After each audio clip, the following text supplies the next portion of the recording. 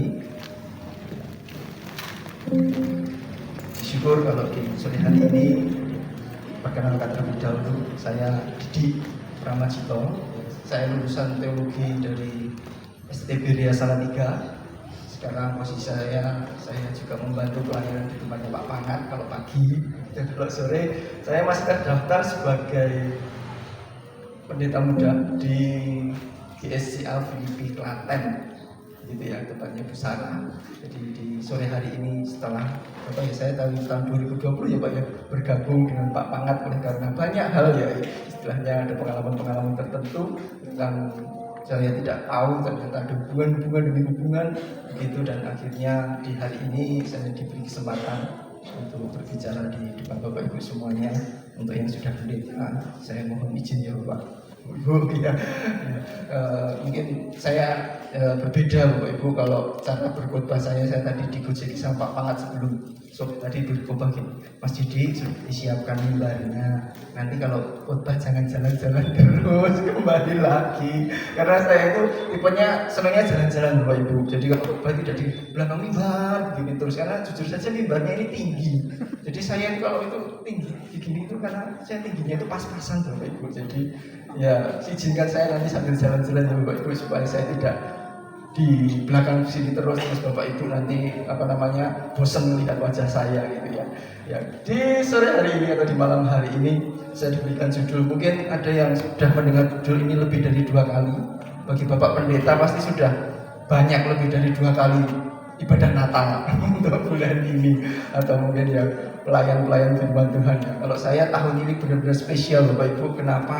Baru tahun ini sejak saya daftar PI begitu itu di GSCA itu, saya baru 2 kali ini saya datang di ibadah perayaan Natal. Biasanya kalau bulan Desember itu paling banyak, itu pernah saya tuliskan begitu, kalau tidak salah ya sekitar 10 Bapak Ibu dalam 1 bulan gitu, dan rasanya capek gitu ya.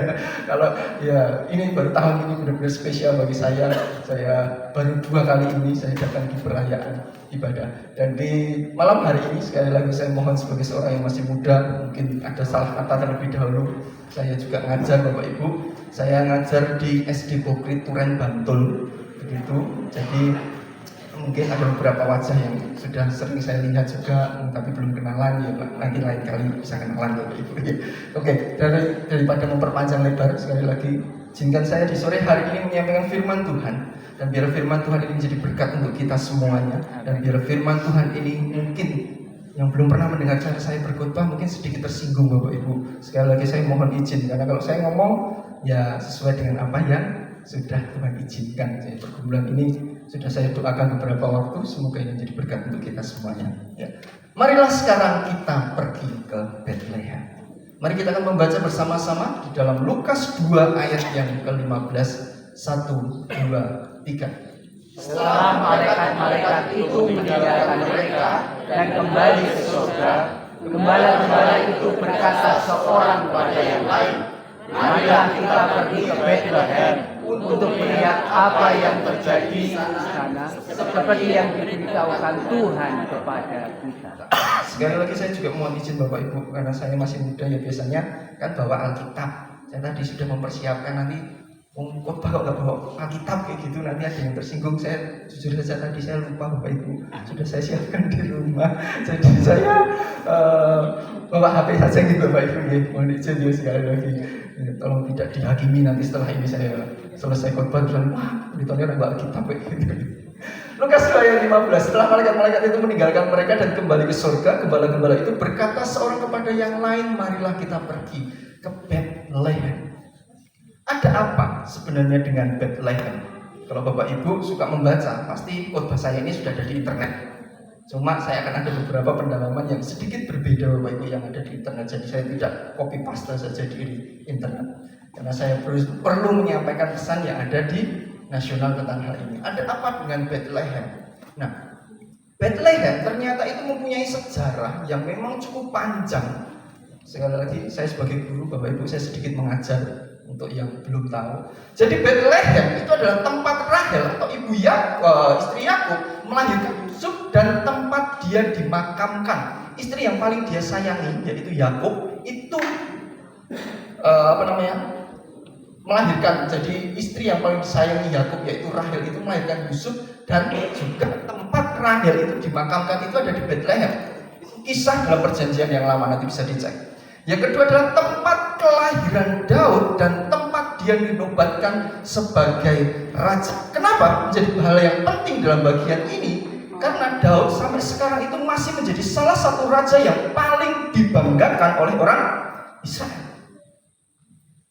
Jadi boleh dikatakan ada dua peristiwa dalam perjanjian lama yang sangat-sangat penting tentang adanya Bethlehem. Kemudian tempat Yesus dinubuatkan tentang kelahirannya dan menjadi tempat ia dilahirkan. Jadi tidak hanya kebetulan saja Yesus lahir di Bethlehem, tetapi memang ada sejarah-sejarah tertentu yang dari awal sepertinya kok Tuhan itu muter-muter, tapi ujung-ujungnya ke Bethlehem juga. Di manakah ayatnya? Yaitu tetapi engkau hai Bethlehem, yang ada di kitab Mika, hai yang terkecil di antara kaum-kaum Yehuda, daripadamu akan bangkit bagiku seorang yang akan memerintah Israel, yang permulaannya sudah sejak purbakala, sejak dahulu kala. Ini adalah nubuatan tentang datangnya Yesus. Dan terjadilah demikian seperti yang dikatakan oleh Nabi Mika. Yesus lahirnya di Bethlehem. Jadi boleh dikatakan di dalam perjanjian lama sampai perjanjian baru selalu ada hubungan yang saling terkait. Itulah ada ada sejarahnya dari Bethlehem. Kemudian apa pesan yang bisa kita dapatkan dari kisah para gembala pergi ke Bethlehem? Ya, yang pertama, pesan yang bisa kita dapatkan itu adalah semangat datang kepada Yesus. Mari kita baca bersama-sama supaya Bapak Ibu tidak mengantuk. Nanti kayak pandangan saya takut nanti Bapak Ibu bener lagi. Yuk kita akan baca bersama-sama. 1, 2, 3. Semangat datang kepada Yesus. Semangat datang kepada Yesus. Lalu mereka cepat-cepat berangkat dan menjumpai Maria dan Yusuf dan bayi itu yang sedang berbaring di dalam palungan. Lukas 2 ayat yang ke-16. Kata cepat-cepat di sini Bapak Ibu. Mereka tidak menunda-nunda. Mereka segera berkoordinasi. Apa sih sebenarnya yang terjadi dengan, sekali lagi, saya tahun kemarin diberi kesempatan juga untuk menyampaikan firman Tuhan di Natal seperti ini, tapi di gerejanya, di hari Minggunya. Nah, saya membahas tentang ayat ini, tentang bagian ini, yaitu ya saya mengambilnya ini, Bu, tidak kelihatan ya Bapak Ibu. Saya mengambilnya, saya 2 hari kemarin mencari Bapak Ibu sumber yang bisa saya ambil, yaitu di sarapan pagi. Bapak Ibu bisa melihat di sarapan pagi. Saya mengutip saja dari apa yang ada ini, yaitu tapi setelah malaikat-malaikat meninggalkan mereka dan kembali ke surga, gembala-gembala itu berkata seorang kepada yang lain, marilah kita pergi ke Bethlehem. Dalam menggembalakan domba-domba, mungkin para gembala itu berada di pinggir kota Bethlehem.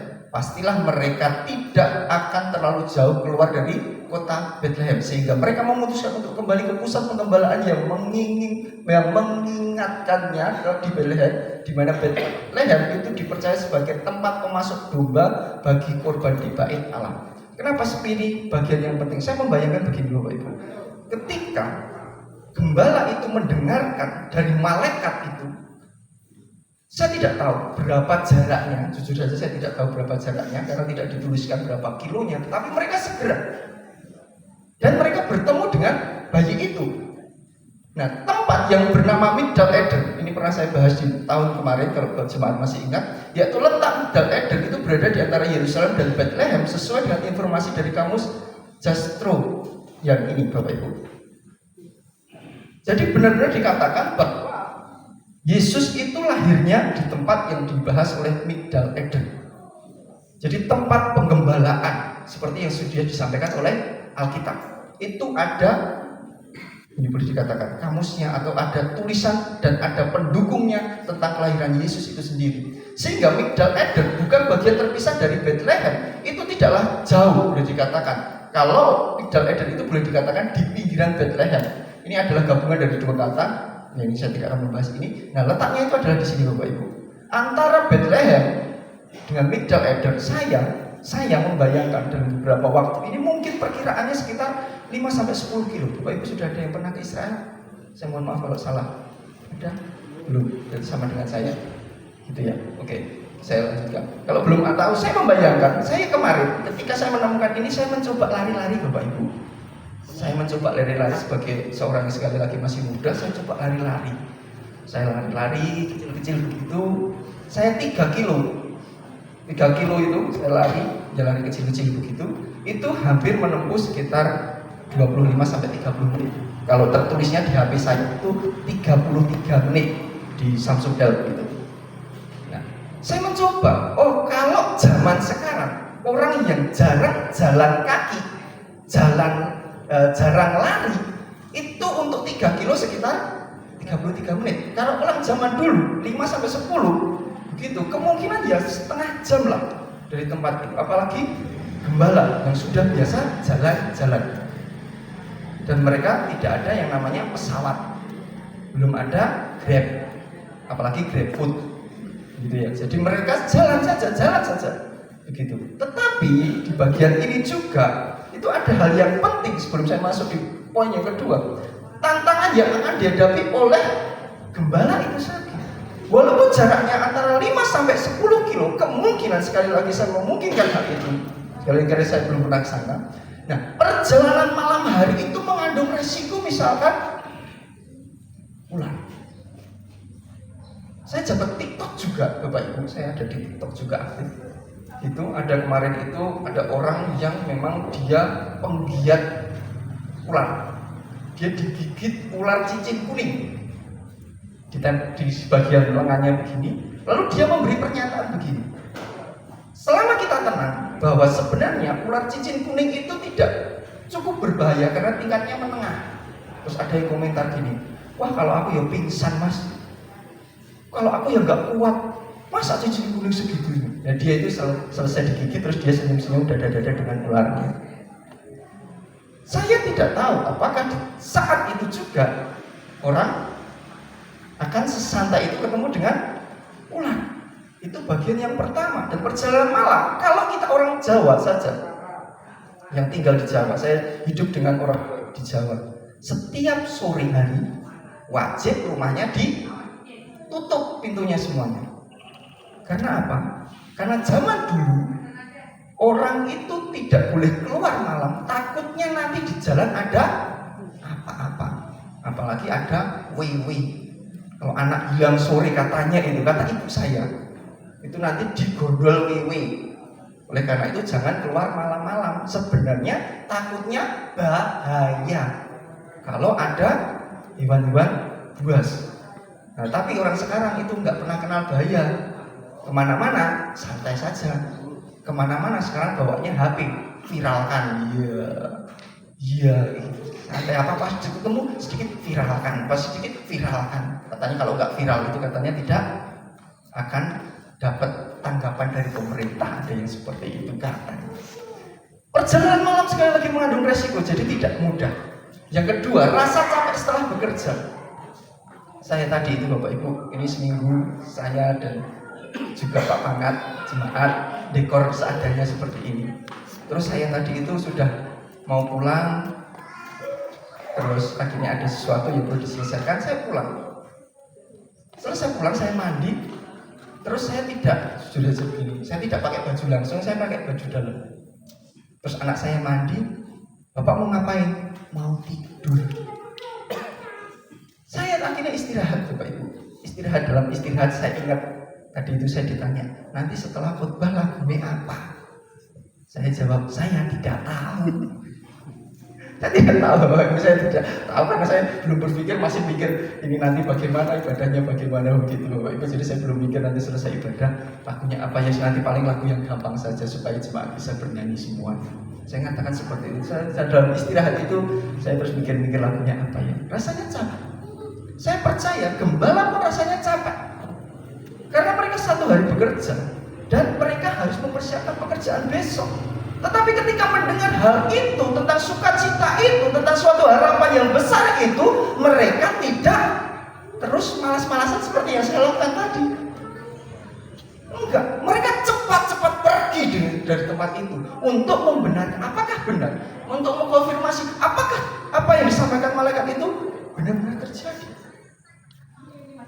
Dan resiko yang keempat itu adalah resiko kelelahan, di mana akhirnya mereka perlu bekerja. Bapak Ibu boleh saya tanya nanti angkat tangannya. Bapak Ibu di sini yang sampai hari ini masih bekerja boleh angkat tangannya? Nggak ada yang bekerja. Nggak usah takut Bapak Ibu, masih bekerja nggak apa. Saya juga masih bekerja kok. Boleh angkat tangannya sampai hari ini, sampai usia sekarang mungkin masih ada yang bekerja. Bekerja dalam pengertian bukan bekerja cuma di ladangnya Tuhan, maksudnya bekerja di tempat umum Bapak Ibu, tadi perusahaannya Bapak Ibu, entah sebagai ibu rumah tangga itu masih bekerja ya. Ada? Bersih. Angkat tangan sedikit. Kan sudah mandi ya kalau saya sering ngomong dengan murid saya sudah. Iya. Capek enggak Bapak Ibu? Capek. Apalagi kalau bekerja di tempat pekerjaan bertengkar dengan temannya. Iya. Itu rasanya capek. Wis capek bekerja, capek pikiran, capek perasaan, ya gitu ya. Capek rasanya. Hari ini belum besok. Apalagi kalau Senin, katanya itu Senin itu dibenci Bapak Ibu. Saya itu nggak pernah benci Senin karena saya nggak pernah merasakan libur. Baik kalau Senin sampai hari Jumat saya kerja, di tengah-tengahnya ikut komsel. Sabtunya saya punya tanggung jawab komsel di tempat yang cukup jauh di bawah tempat saya. Minggunya pagi dan sore ibadah. Seninnya sudah kerja lagi. Saya ngarep pray kapan? Ya kan? Apalagi orang-orang saya kalau seringkali melihat kalau yang pendeta-pendeta begitu, katanya kalau hari Senin libur. Tetapi saya juga dicurhati pendeta, hari Senin itu tunggu rapat mas. Nah terus praynya kapan? Ya kalau Tuhan izinkan. Kadang saya mikir begini Bapak Ibu, sampai kadang itu saya mikir, ya ini mungkin salah pemikiran saya.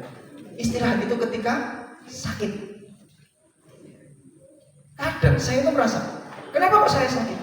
Yo ben lereng, rasanya seperti itu. Saya merasakan Bapak Ibu, saya juga bekerja, saya juga pelayanan. Rasanya capek. Mungkin ini yang dirasakan oleh gembala-gembala itu.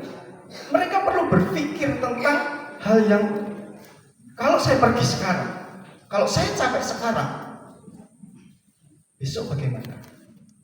Ya kalau yang dikatakan oleh malaikat itu benar, kalau enggak, tengah malam harus pergi ninggalin istrinya, pergi melihat bayi Yesus. Karena saya berpikir begini Bapak Ibu, tidak mungkin pada saat itu gembala-gembala itu pergi tanpa ada koordinasi.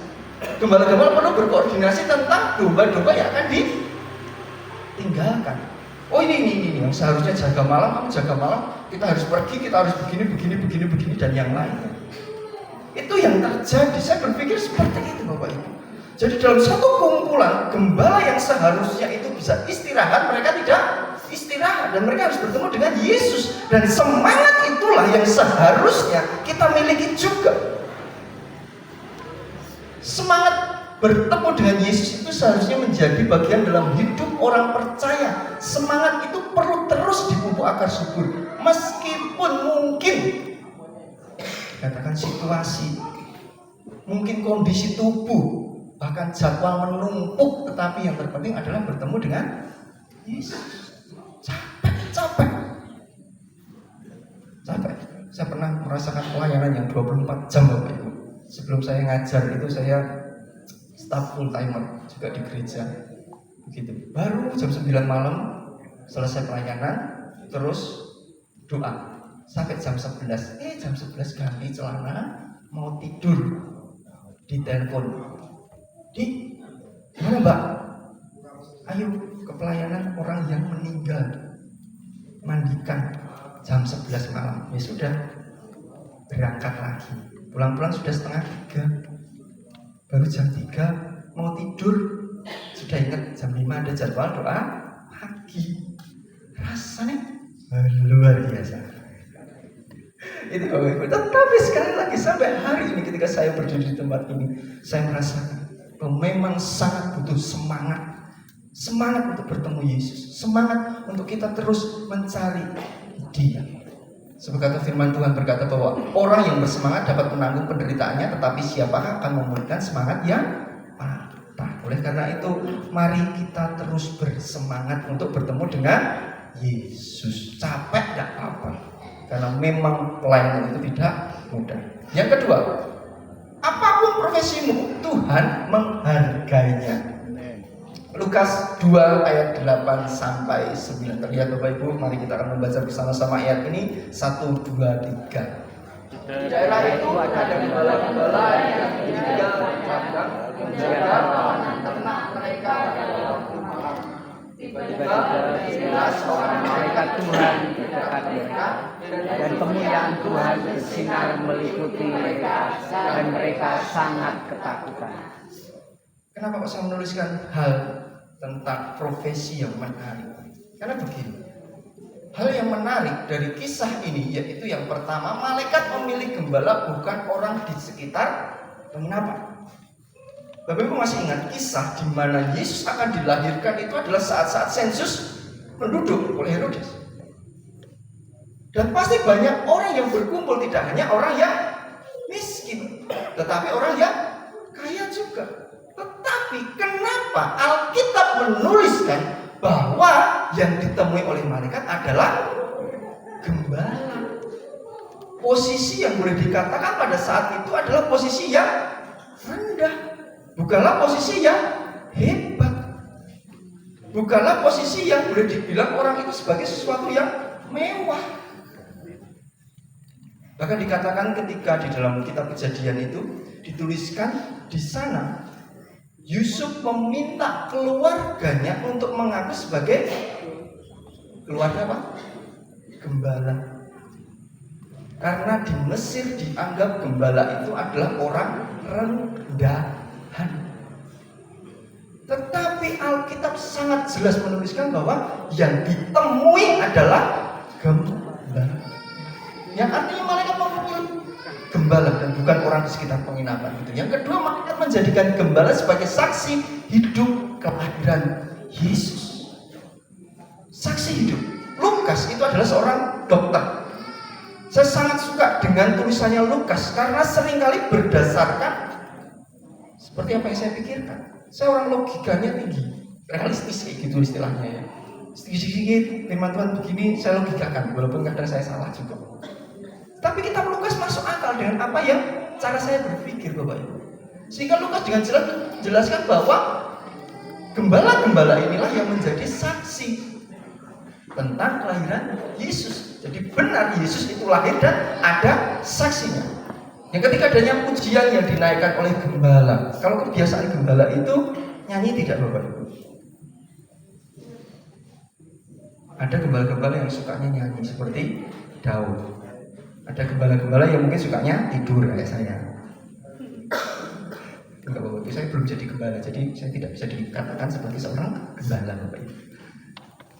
Jadi mereka menaikkan pujian setelah mereka capek-capek itu tadi, ketemu dengan Yesus itu tadi, terbukti apa yang disampaikan oleh malaikat itu dan membawa sukacita, dan mereka bernyanyi memuji Allah, kata firman Tuhan. Jadi ada satu gerakan di dalam hati mereka. Orang yang dianggap rendahan tadi itu bukanlah pemusik, bukanlah seorang paduan suara yang hebat, tidak belajar di sekolah musik juga, musik gereja. Saya dulu pengen, tetapi saya nggak boleh sama bapak saya. Saya jadi pendeta saja nggak boleh sama bapak saya, Bapak. Sampai hari ini tuh keluarga saya nggak ada yang tahu, hanya bapak dan ibu saja. Keluarga besar itu tahunya saya adalah guru sampai hari ini. Karena kami, kalau boleh saksikan bahwa saya dulu lahir dari keluarga Muslim. Terus saya dari SD itu mencoba untuk puasa.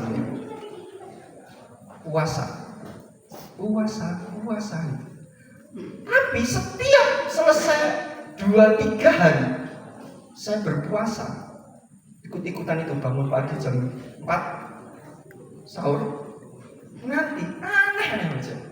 Itu saya coba sampai kelas 3. Ada yang tiba-tiba saya sakit terus nggak puasa. Yang terakhir itu kelas 3 SD, saya puasa, sepedaan jatuh, bapak belur di sini, Bapak. Separuh badan saya ini kan masih kecil ya. Terus dibilangin teman saya itu, kalau nggak saudara saya lupa, batal widi. Kenapa? Mau puasa kok jatuh? Lah itu kan keluar darahnya. Nah masa puasa segitu mudahnya keluar darahnya langsung batal? Iya, menurut ajaran Akhirnya sejak itu Bapak Ibu, saya menekuni agama Kristen. Saya terus ikut sekolah minggu rajin, terus diminta begini, mulai hari ini baca satu perikop setiap 1 hari. Saya menyelesaikan Alkitab di kelas 5. Setiap 2 tahun sekali saya menyelesaikan Alkitab. Dan puji Tuhannya, ketika saya belajar puasa lagi, gak ada yang menghakimi saya. Disitulah ketika kemarin saya bertemu dengan salah satu orang, Mas, kapan login? Itu kan, tahu istilah login juga Bapak Ibu. Kalau untuk orang-orang zaman sekarang, terus saya mengatakan, wong saya aja atau masuk dikon login, nah Mas, gitu ini. Bukan saya di sini, bukan saya ingin itu, enggak. Saya katakan sebenarnya orang itu, loh, kapan Mas? Saya tidak menjenengan login. Terus saya sampaikan, waktu kecil saya ceritain, terus tiba-tiba orangnya, oh ya sudah, alihkan pembicaraan. Oke. Kalau saya ditanya mau seperti itu, ya saya kesaksian saja. Kalau saya tidak meminta dia menjadi Kristen, percaya dengan Yesus, enggak. Saya bersaksi saja dengan apa yang saya rasakan bersama dengan Yesus. Itu. Saya mungkin bukanlah orang yang baik juga. Kita mungkin bukanlah orang yang hebat juga. Tetapi menariknya kita saat ini berada di tempat ini untuk mendengarkan firman Tuhan. Nah, kondisi gembala bukan orang yang terpandang. Saya tidak membayangkan juga Bapak Ibu. Apakah gembala mandi dulu, ganti baju seperti kita ini, bajunya rapi, pakai parfum, sampai mulutnya itu apa, kalau yang di mulut itu apa dikasih itu, kayak gitu itu di mulutnya supaya apa, orang yang ketemu itu ambune jan kayak peri. Kalau orang zaman dulu bilangnya seperti itu, kalau baunya itu harum sekali katanya seperti itu. Saya tidak tahu apakah gembala pada saat itu mandi dulu, mandi terus ganti baju, tidak tahu. Yang saya tahu kemungkinan besar mereka tidak mandi. Karena di padang gurun itu tidak semudah kita zaman sekarang ke toilet, mandi selesai terus pergi. Enggak. Mungkin bau badannya tidak harum itu. Tanpa harta benda. Bahkan di Alkitab tidak dituliskan bahwa mereka mempersembahkan sesuatu kepada bayi Yesus. Enggak. Mereka hanya datang saja. Dan pakaiannya pasti yang seadanya yang dipakai itu. Tidak perlu sampai harus ganti baju, pakai jas, pakai dasi. Saya tadi itu sebenarnya juga mau menggunakan batik saja Bapak Ibu. Terus tadi ada yang jangan Mas, ini kan acaranya ya resmi, sebenarnya ibadah dimanapun ya resmi Bapak Ibu gitu ya. Cuma ya saya menghormati, oke lah saya tak pakai jas begitu, jadi saya nggak pakai batik Bapak Ibu. Sebenarnya enak pakai batik, jadi saya lebih longgar bergeraknya begitu. Saya membatasi diri kalau pakai jas. Takutnya nanti jas saya sobek Bapak Ibu. Nah, saya banyak bergerak. Pakaiannya seadanya. Tetapi sekali lagi menarik bahwa Alkitab menuliskan malaikat bertemu dengan para gembala. Tidak perlu kecil hati karena keadaan kita Bapak Ibu. Kita tidak perlu kecil hati. Bagi manusia kita mungkin bukan apa-apa, tetapi bagi Tuhan kita berharga. Kata-kata inilah yang tadi ketika saya duduk di sini itu, saya pernah diminta untuk BPD itu wilayah 8. Saya suruh khotbah juga begini, tapi di Zoom. Karena kami ada doa setiap hari Senin, gitu kan. Nah di sana saya disuruh misi firman Tuhan. Saya 1 minggu Bapak Ibu nggak bisa tidur, mau ngomong dengan pendeta-pendeta. Terus nanti kalau salah ngomong, apa nanti di belakang nggak dijadikan bahan hujatan Bapak Ibu. Walaupun saya sekolah teologi, tapi saya takut Bapak Ibu kalau ngomong di depan pendeta-pendeta. Tadi itu saya berdoa, Tuhan tolong tuntun saya ngomong supaya saya nggak salah. Karena kalau saya berkhotbah begini nanti istri saya itu tadi kata-katamu terlalu kasar untuk di depan jemaat begitu ya. Ya saya bersyukur juga istri saya menyampaikan hal itu supaya saya belajar untuk menata kata-kata saya. Saya merasa bahwa nggak layak. Tetapi sekali lagi saya teringat dengan apa yang saya tuliskan ini. Tidak perlu kecil hati dengan keadaan kita saat ini. Karena mungkin saat ini Bapak Ibu ada yang merasa, aku bukan siapa-siapa. Aku masih kecil di masyarakat. Aku bukanlah orang yang hebat. Aku bukanlah orang yang kaya.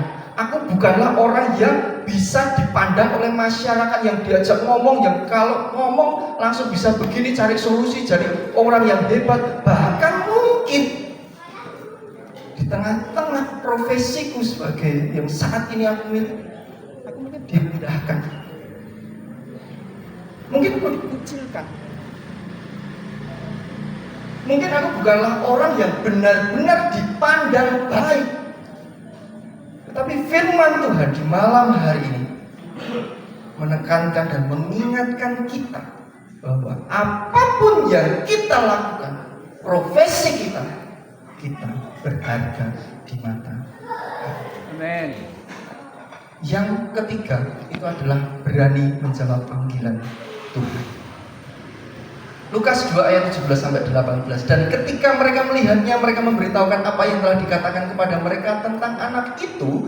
Dan semua orang yang mendengarnya heran tentang apa yang dikatakan gembala-gembala itu kepada mereka. Dan ketika mereka melihatnya, saya menggarisbawahi di sini. Kenapa?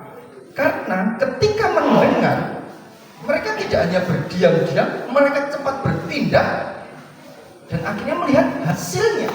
Coba kalau mereka cepat-cepat setelah itu sampai di tengah jalan mereka kembali, apakah mereka akan dituliskan sebagai saksi Kristus di dalam Alkitab? Enggak. Mereka mungkin cepat-cepat datang, tetapi di tengah jalan mikir, tengah malam kayak gini, gelap kayak gini, ngapain aku lihat-lihat? Toh dia juga bukan siapa-siapa. Toh aku juga nggak kenal. Kalau nanti ada penipuan bagaimana? Kalau sampai di tengah jalan yang jaraknya tidak jauh itu tadi mereka mundur, apakah nggak bisa? Sangat bisa, sangat bisa. Tapi mereka dikatakan di Alkitab bahwa ketika mereka melihatnya, ya artinya bahwa mereka benar-benar datang ke situ. Panggilan Tuhan itu selalu diberikan kepada manusia sesuai dengan bidangnya masing-masing. Namun, Bapak Ibu, yang menentukan panggilan itu berhasil apa tidak adalah keberanian untuk menjawabnya. Keberanian untuk menjawabnya. Saya teringat ketika pertama kali dulu ada KKR di kampung saya, namanya kampung saya jangan diketawain ya Bapak Ibu. Nama kampung saya itu adalah Kali Kebu, di mana ada Sungai Bengawan Solo, ada kali kecil. Saya tinggal di Karanganyar, mungkin ada orang Solo. Saya kalau ngaku Solo nanti dimarahin. Saya orang Karanganyar, oh gitu. Ada yang mengaku orang Solo juga. Itu saya Solonya bagian Karanganyar, bagian tepi Bapak Ibu.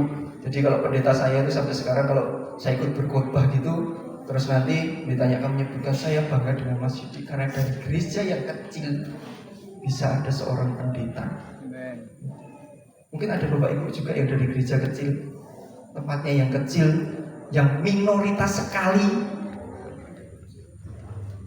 tapi Bapak Ibu dipanggil. Dan ini yang saya katakan itu bukanlah panggilan tentang pelayanan saja, tetapi juga panggilan tentang saat ini, entah pekerjaan kita, entah kepercayaan kita sebagai ibu rumah tangga, entah kepercayaan kita sebagai seorang ayah, entah kepercayaan yang Tuhan berikan kita sebagai seorang guru, entah kepercayaan yang Tuhan berikan untuk kita bisa melayani di gereja dengan bidang kita masing-masing. Tuhan mengingatkan bahwa ketika kita dipilih, yang menentukan bukanlah Tuhan, tetapi niat kita untuk bisa melakukan itu, menjawab panggilan itu. Saya itu dari keluarga yang ibu itu ada yang NU, Muhammadiyah, Kejawen. Bapak saya lebih rohani, keluarganya Kristen, Katolik, bahkan ada yang jadi Romo, tapi saya tidak kenal karena di Jakarta. Saya pertama kali ketemu dan terakhir saya sekarang tidak tahu beliau di mana. Dan juga Kristen biasa gitu, maksudnya GKJ ada dan gereja-gereja yang Protestan begitu. Saya dari keluarga yang seperti itu. Jadi bapak seperti apa, ibu seperti apa, dan jadinya ya seperti saya ini Bapak Ibu. Saya diizinkan Tuhan, kalau saya tidak menerima panggilan ini, mungkin saya juga tidak akan kenal Bapak Ibu semuanya. Mungkin saya tidak akan bisa menyampaikan firman Tuhan pada malam hari ini. Jadi panggilan itu yang akan menentukan adalah keberanian kita untuk menjawab. Bagaimana kita bisa tahu tentang panggilan Tuhan itu? Yang pertama itu adakan waktu untuk saat teduh. Sangat penting Bapak Ibu, kita bersaat teduh bersama dengan Tuhan. Kita tanya, Tuhan yang kau kehendaki apa? Jangan kita tanya, Tuhan kapan aku diberikan makanan? Kapan aku diberikan damai sejahtera? Kapan uripku kepenak? Kapan Tuhan aku hidup dengan lancar tanpa harus mikir besok makan apa? Utangku piye? Anakku besok jadi apa? Ya jadi orang, saya jadi yang lain. Pekerjaanku besok bagaimana? Saat-saat teduh itu tanya sama Tuhan dan dengarkan Tuhan juga. Doakan panggilan itu, sekali lagi panggilan yang saya sampaikan tidak hanya sebagai hamba Tuhan, tapi dalam semua bagian yang saat ini Tuhan percayakan kepada kita semuanya. Doakan hal itu. Saya sampai hari ini saya banyak men-sharekan. Saya itu berdiri di antara dua panggilan Tuhan. Ketika saya pelayanan di penggembalaan, gembalanya bilang, kamu cocoknya jadi guru, Mas. Karena kalau kamu khotbah, yang kamu sampaikan runtut. Itu cocoknya guru bukan gembala. Di antara guru dosen saya, Pak saya pengen gini, enggak, kamu cocoknya jadi gembala, pendeta di gereja. Nah, terus saya bingung, Tuhan Satena itu sebenarnya bagaimana? Mau jadi guru, mau jadi pendeta. Akhirnya hari ini saya berdiri di dua kaki, Bapak Ibu. Senin, suam-suam buku katanya itu. Saya berdiri di dua kaki. Senin sampai hari Jumat saya di sekolah. Sabtu Minggu saya pelayanan di gereja. Dan terus saya rasakan, oh ya ternyata yang berat ya berdiri di dua kaki. Berarti harus milih ya Pak ya, salah satu ya. Iya, nanti Tuhan izinkan saya pilih salah satu Bapak Ibu. Berani menghadapi tantangan yang bagian yang ketiga, yaitu harus berani menghadapi tantangan. Sulit, ya. Sulit memang sulit, tetapi bukan berarti tidak bisa. Pasti kita dimampukan. Seperti gembala yang menanggapi panggilan Tuhan dengan segala resiko, maka saat ini kita pun perlu menanggapi panggilan Tuhan. Dan seperti sukacita gembala ketika melihat Yesus, maka sukacita itulah yang akan kita dapatkan. Akan ada hasil ketika kita mau melangkah di dalam panggilan Tuhan ini. Tahun 2025 itu bukanlah tahun yang mudah. Setiap tahun saya permisi, saya mohon maaf kalau saya mengkritik dengan perkataan ini. Tahun 2024, 2023, 2022 Tuhan akan mendatangkan hujan berkat.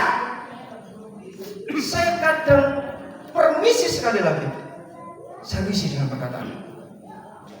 Kok cuma tahun-tahun itu? Bukan setiap tahun Tuhan juga mendatangkan berkat. Iya, tetapi memang dalam perspektif tertentu, yaitu ada kata-kata positif yang akan mendatangkan satu kebaikan. Ya, saya mengambil positifnya di sini. Daripada mengatakan tahun 2025 sulit, oh enggak, tahun 2025 sekarang saja sudah sulit. Itu kan, saya kemarin dua minggu yang lalu menyampaikan. Jadi guru, dulu bapak saya bangga. Jadi guru tolong supaya memperbaiki keluarga kita. Sekarang jadi guru, gajinya di bawah bapak saya seorang penjahit, Bapak Ibu. Bapak ini yang membuat bapak saya promosi saja. Ya, jahitannya bagus kok Bapak Ibu. Kalau mau membuat, kita boleh membuat. Tapi bapak saya di Solo sana Bapak Ibu. Jadi dia di sini. Gitu. Saya jadi anaknya tukang jahit itu nggak enak Bapak Ibu. Saya ngomong, kenapa? Kalau baju ini saya beli, nanti ketahuan bapak saya. Lambione regane piro? Regane 100. Oh larangin, tak gege bae. Bapak saya ngomongnya gitu, tapi giliran saya nanti beli kain, Pak tolong dijahit, usik gaweane cukup anaknya penjahit itu sabar. Nah, saya kadang, nah kalau segera diminta oleh sekolah untuk pakai bajunya, terus tidak selesai, kalau beli nanti diomeli, kalau beli kainnya nggak segera dikerjakan, nah itu pergumulan anak seorang penjahit. Gitu ya, jadi bagaimana enaknya?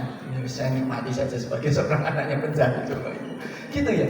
Jadi panggilan itu akan menentukan keberhasilan kita ketika kita siap. Tahun 2025 kemarin saya mendengar ada PPN naik 12% dibandingkan dengan negara yang lain yang turun jadi 8%.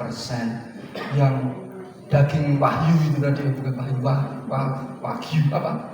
Ya itu tadi yang daging premium itulah namanya, itu tadi naik jadi 12%. Sekolah premium saya yang belum tahu itu adalah sekolah premium Bapak Ibu. Itu katanya juga akan naik jadi 12%. Ada makanan-makanan yang akan naik, saya tidak tahu. Sekali lagi makanan seperti apa, saya belum pernah. Kalau Bapak Ibu mau traktir saya, ya saya puji Tuhan, saya bisa merasakan. Kalau nggak traktir ya kita sama-sama belum merasakan Bapak Ibu. Nah seperti itu saja. Dan sudah menurut running text itu sudah dikatakan 50.000 orang sudah tanda tangan untuk supaya pembatalan PPN 12%. Tetapi sudah diteken oleh menteri kita, yaitu mulai 1 Januari jadi 12%. Ora popo, jalani aja. Saya setuju dengan pendapat itu. Toh presidennya siapapun tetap kalau ora kerja, ya ora makan, nggak makan. Kenyataannya kan seperti itu. Kita berusaha benar, tetapi sekali lagi kita perlu meletakkan segala usaha kita kepada Tuhan. Karena keberhasilan itu tidak hanya kita saja, tetapi oleh penyertaan Tuhan. Percaya Bapak Ibu? Amin. Amin. Ya. Bersemangat datang kepada Tuhan. Itu yang perlu kita lakukan di tahun 2025 maupun pesan Natal di malam hari ini. Percaya kita berharga di mata Tuhan. Apapun yang kita kerjakan, dan beranilah menanggapi panggilannya. Apapun resikonya, kita perlu melangkah. Seperti yang dikatakan oleh Bob Sadino, Bapak Ibu. Sesuatu yang didapatkan dengan mudah akan menghilang dengan cara yang mudah juga, dan tentu itu tidak akan membentuk karakter manusia yang tangguh. Jadi ketika kita mengalami kesulitan, ketika kita diperas habis-habisan oleh Tuhan, ketika kita mengalami sesuatu yang tidak menyenangkan di dalam hati kita, bahkan dalam panggilan kita pun, sebenarnya itu untuk membentuk kita. Jadilah kuat, jadilah semangat terus melayani pekerjaan Tuhan. Kita berdoa. Boleh pemain musik maju ke depan? Saya menyanyikan lagu yang gampang saja, Bapak Ibu. Engkau ada bersamaku, tahu ya? Di setiap musim hidupku.